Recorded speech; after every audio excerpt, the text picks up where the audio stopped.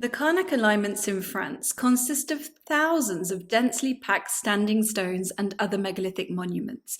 Although the alignments are now divided into separate sections due to modern buildings and vegetation, archaeologists believe they once formed a single vast complex during the Neolithic period.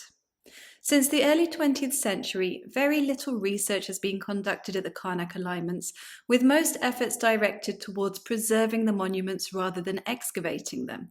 Today, however, modern non-invasive technologies are helping researchers uncover what may still lie beneath the surface.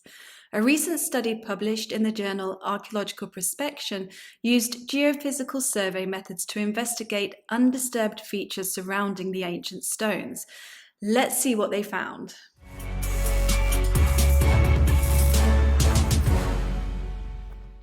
It's fair to say that Carnac is one of the most iconic megalithic sites in Europe, and it's also one of the oldest. At its core, thousands of standing stones stretch across the landscape in long, carefully arranged rows. Some are small, barely rising above the ground, others are much taller.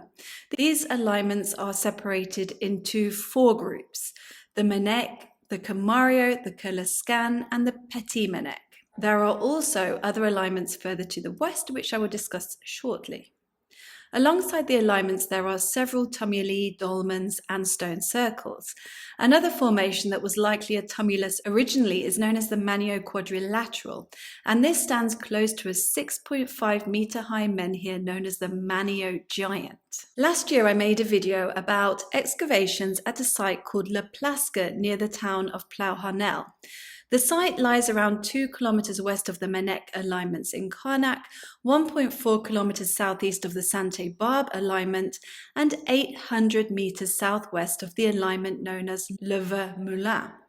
During the excavations, archaeologists discovered pits where stones had once stood and were able to date the megalithic use of the site to the mid-5th millennium BCE.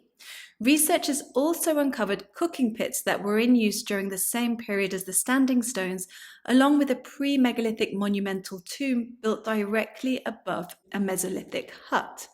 These cooking pits provide valuable clues about the types of activities taking place at the site, but perhaps even more significant is the evidence showing that La Plasca was already occupied as far back as the Mesolithic period. The discoveries also pushed the known extent of the Carnac alignments even further, which highlights just how enormous and complex this prehistoric landscape really was. In previous videos, I've also covered several submerged megalithic sites off the coast of Brittany.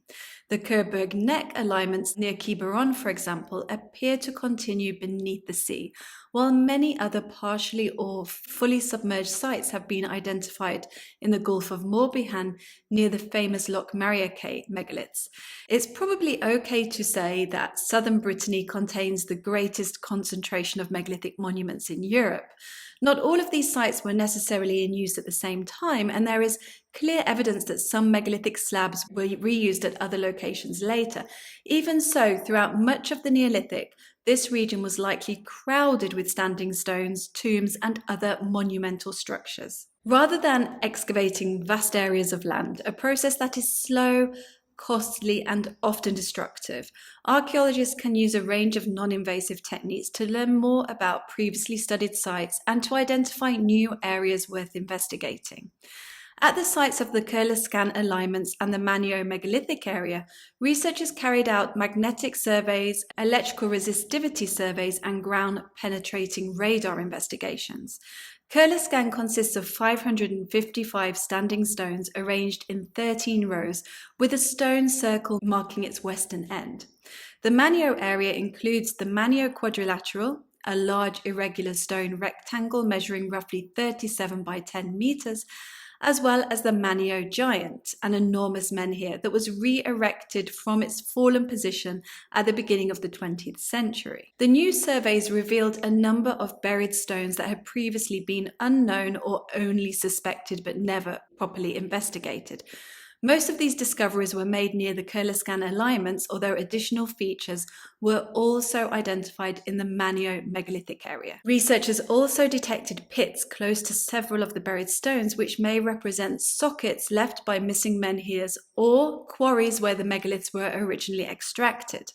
Comparable features uncovered during preventive archaeological work in 2022 at La Trinité-sur-Mer were ultimately identified as ancient stone quarries. Small, high-intensity magnetic anomalies measuring less than 2 meters across were identified near both the Kerlescan Alignments and the Manio megaliths. These features may represent clusters of cooking stone pits, although geophysical data alone cannot confirm this with certainty. Some of the anomalies were detected within the Kerlescan stone circle itself, potentially pointing to ritual or ceremonial activity at the site. A similar discovery was made during excavations at the Carnac Stone Circle on the island of Arzon in the Gulf of Morbihan. I also discussed Carnac in an earlier video on submerged megaliths because part of the monument now lies beneath the sea. At the Carnac Stone Circle, archaeologists uncovered several hearths and kists around the enclosure, along with macro tools, polished stone axes, and hundreds of coupe à socle. These distinctive Neolithic vessels are pedestaled bowls often decorated with lozenge motifs, and archaeologists believe they may have been used as incense burners or for other domestic purposes. The evidence suggests that activities at Carnac may have blended ritual practices with everyday domestic life, and it is possible that something similar was taking place within the Kerlescan Alignments stone circle. In other parts of southern Brittany, cooking stone pits have been found next to menhirs or their supporting structures, which is another reason why these magnetic anomalies might be interpreted as such. A preventive excavation in the Montauban industrial zone near the surveyed area revealed around 20 cooking stone pits, some of which occurred in clusters, and these were associated with a few small fallen menhirs and one standing stone. Charcoal from these hearths was dated to between 4900 and 4000 BCE. Other cooking pits associated with fallen menhirs were found at the Bellevue site, also in the Carnac area. During an investigation of the Manet-Roulard site in La Trinité-sur-Mer, archaeologists discovered 26 buried menhirs that had made up 2 or 3 alignments, stretching out over 45 meters, and these were associated with cooking stone pits as well. These hearths may have been connected to rituals carried out alongside the menhirs, but their close association with quarrying areas also raises the possibility that they were used for preparing meals during the long and demanding work of extracting, transporting, and erecting the stones. The surveys also revealed several burial mounds and one particularly unusual structure. Around 50 meters north of the Manio megalithic area, researchers identified a tumulus approximately 90 meters long and 8 meters wide, aligned along an east-west axis. The monument was designated Manio 8 and may correspond to a feature first noted in the early 20th century.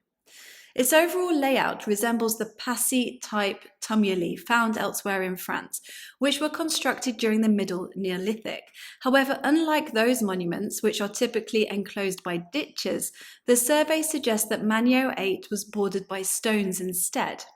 A small number of other monuments in Morbihan share similar characteristics. Additional anomalies detected along the center of the mound may indicate the presence of monoliths or small slab-built kists. Another monument was identified measuring more than 130 meters in length, but only around 2 meters in width, possibly widening towards one end. Unfortunately, researchers were unable to map the entire structure because part of it lay beneath a hedge. Its elongated form is more reminiscent of a Cursus monument, like those found in the United Kingdom and Ireland, than a typical tumulus. The surveys also identified 2 additional possible burial mounds to the north of the Kerlescan Alignments. The alignments at Carnac remain enigmatic, but this new research, alongside other recent studies, makes it increasingly clear that the wider complex was far larger and far more densely packed with monuments than previously thought. It's easy to imagine a Neolithic landscape that was highly active, with lots of people bustling around. While the exact nature of the rituals carried out there remains unknown, the presence of burials indicates that at least some of the activity had a funerary purpose. The cooking stone pits may have been used in ceremonial feasting, but they could just as plausibly reflect more practical needs, providing food for workers engaged in the long and intensive construction of the monuments. The authors of the paper also outlined several avenues for future research at Carnac. First, the results of their geophysical surveys could be tested and confirmed through targeted excavation. Secondly, additional geophysical work could be carried out to expand the current dataset and refine the picture of the landscape.